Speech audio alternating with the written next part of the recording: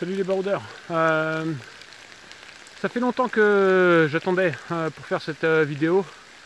C'était pas... Il y avait beaucoup d'occasions, mais je sais pas, trouver la bonne occasion pour me décider. Cette vidéo elle est un peu particulière, elle s'appelle Si tu n'aimes pas les côtes, tu ne t'aimes pas toi-même. Et je vais vous expliquer pourquoi. Je suis justement en plein milieu d'une côte. Malheureusement ça se voit pas trop, ça ressort jamais super bien sur les vidéos. Je vois l'image là, on a l'impression que c'est plat quasiment.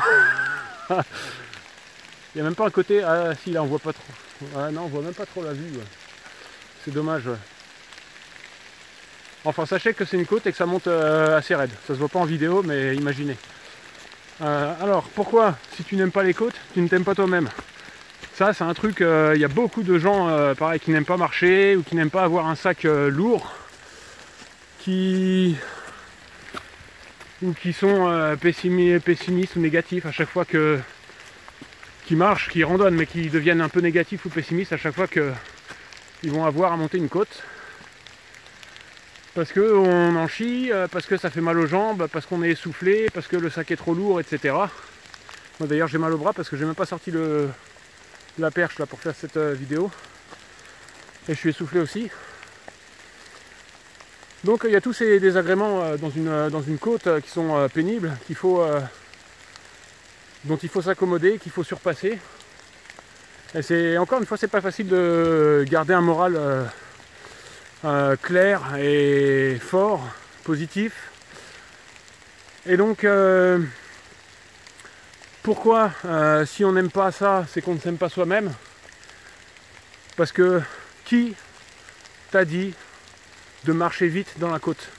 Qui t'a dit que tu dois atteindre le sommet je sais pas, dans les 10 minutes, dans le quart d'heure, dans l'heure, selon la côte que c'est, si tu es en train de grimper l'Everest ou je sais pas quoi.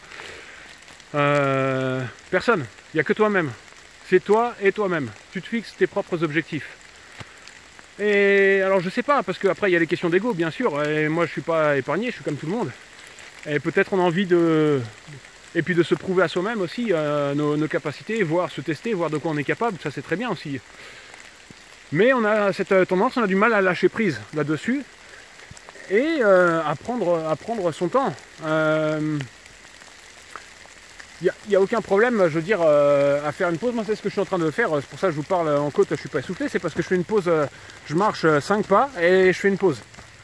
C'est quoi le problème? Il y a qui? Il y a pas même les sangliers, les chevreuils, ils me disent rien. Ils sont pas là, ils vont pas aller rapporter à quelqu'un pour dire hey, regardez lui il a fait une pause tous les 5 pas, il sait pas marcher ou je sais pas quoi. Non, c'est quoi le souci? Si je suis essoufflé, si j'ai trop de douleur dans les jambes, je m'arrête, je me retourne, je regarde la vue, j'en profite. Je regarde comment la nature grandit dans une côte avec la vue, avec la luminosité, etc. Et on prend jamais le temps de regarder tout ça. Quand on est en côte, ça y est, on regarde le sommet ou on regarde ses pieds, selon le caractère des gens, et puis on fonce. On fonce et on en bave et on se dit « Ah, j'aime pas les côtes, j'aime pas les côtes ». Non, on s'arrête, on a le temps, on n'est pas pressé. De toute façon, celui qui se force, qui regarde ses pieds, qui regarde le sommet, il arrive en haut, il va faire une pause d'une demi-heure. Donc tu t'arrêtes tous les 5 pas, tu arrives en haut, tu t'arrêtes même pas. Parce que t'es pas fatigué, t'as permis à l'oxygène en t'arrêtant tous les 5 pas, tous les 10 pas, je sais pas, tous les 20 mètres, tous les 30 mètres, chacun fait selon son niveau, selon ses ressentis. L'idée c'est de pas forcer son corps outre mesure, de se donner, il y a un rapport, il y a quelque chose quand même, une histoire un peu avec quelque chose de se donner un peu de l'empathie ou de la tendresse ou quelque chose comme ça, il y a quelque chose de cet ordre-là aussi. C'est-à-dire qu'il ne faut pas être un bourreau pour soi-même. Après il y a des gens, ils font ça sportivement, ils cherchent la performance, ils veulent arriver en haut et poumonner, dégueuler tout ce qu'ils veulent. Chacun son truc. Pourquoi pas, hein, s'ils cherchent la performance, s'ils s'entraînent pour les JO ou je sais pas, c'est très bien. Hein. S'ils progressent comme ça. Après, dans la marche au long cours, c'est pas le but. Hein. On n'a rien à faire. Si on a envie de temps en temps de faire un délire, tester nos capacités, voir nos progrès, ou simplement parce qu'on a une envolée de joie, ça y est, on veut faire une montagne en courant et puis on voit où c'est qu'on s'écroule par terre. Ok, il n'y a pas de souci. Mais dans les j'allais dire la vie quotidienne, enfin dans les marches quotidiennes, quand il y a une côte, il n'y a pas à forcer. Et je vous assure que ça va pas moins vite. Vous prenez le temps, si vous êtes essoufflé, si vous avez mal aux cuisses, etc. Surtout quand vous enchaînez, là moi je suis en train de traverser tout le Morvan. Je me fais que des montées-descentes avec le sac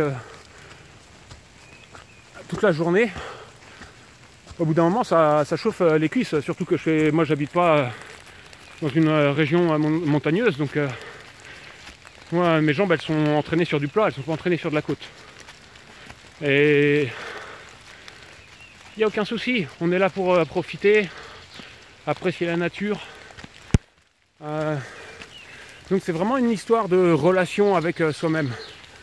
D'où elle nous vient cette idée qu'il faut avancer, il faut atteindre le sommet, il faut faire en temps de temps. Pourtant on ne mesure même pas le temps, personne ne regarde à sa montre en se fixant un objectif. Mais on agit comme si c'était ce qu'on avait fait, comme si c'est ce qui se passait. Et quand on s'arrête, c'est parce que déjà on n'en peut plus. Pourquoi attendre la limite quand nos jambes ne veulent plus avancer parce que ça brûle, parce qu'on est complètement à bout de souffle, on n'arrive même plus à sortir un mot? Pourquoi attendre cette limite-là pour s'arrêter?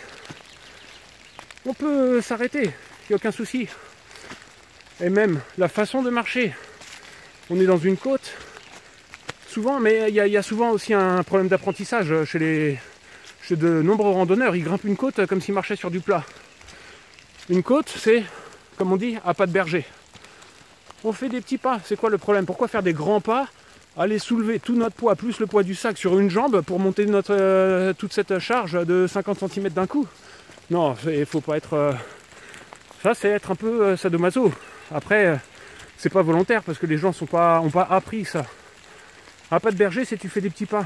Tu avances un pied, tu l'avances pas plus loin que le bout du pied qui reste au sol. Ça suffit. Et tu vas voir que quand tu vas pousser sur la jambe que tu as avancée, ça va y aller tout seul. Et tes jambes, elles sont pas oxy, parce que l'oxygène, il a le temps de circuler pour alimenter les muscles. Le sang, il a le temps d'évacuer les toxines de l'effort, etc. Donc la douleur, elle arrive beaucoup moins vite, voire elle n'arrive pas quand on est entraîné, elle n'arrive plus. On n'a plus de douleur dans les jambes. Et au niveau du souffle, c'est pareil, on se sent bien tranquille. Donc c'est pour ça, c'est les côtes, le rapport qu'on a à l'effort dans les côtes, c'est vraiment une question de rapport avec soi-même. Et ce travail-là, il faut conscientiser en fait, il faut conscientiser ce qui se passe en nous, dans notre tête. Et pourquoi se demander, ok, j'en chie, j'aime pas ça, pourquoi? Qu'est-ce qui me fait avancer vite comme ça? Pourquoi je veux aller vite comme ça? C'est quoi mon but? Qu'est-ce que ça va m'apporter? Quand vous commencez à vous poser ces questions-là, vous êtes sur la bonne voie pour vraiment apprécier chaque instant, même dans l'effort. Et un effort qui est à votre mesure. Quelque part, en fait, quand on grimpe les côtes comme des fous furieux comme ça, on fait l'expérience de l'effort à notre démesure. Notre esprit, avec ses volontés de grandeur, de tout maîtriser, etc., de gravir des montagnes, de courir, d'être le plus fort, et ben voilà, résultat, on a mal aux jambes, on est complètement essoufflé, on est complètement oxy, et on n'apprécie pas la vie de la même façon. Donc savoir prendre le temps, je crois que c'est ça le fin mot de la vidéo. Savoir prendre le temps, c'est une démarche qui doit se faire consciemment.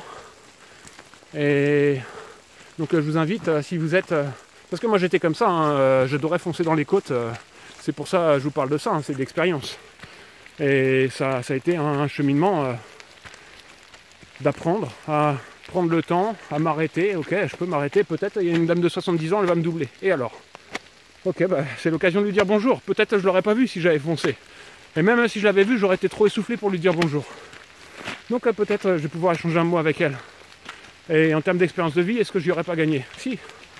Donc voilà. Cette petite vidéo pour, si vous êtes comme ça, vous inviter à réfléchir, à regarder les choses autrement, si vous avez envie, bien sûr.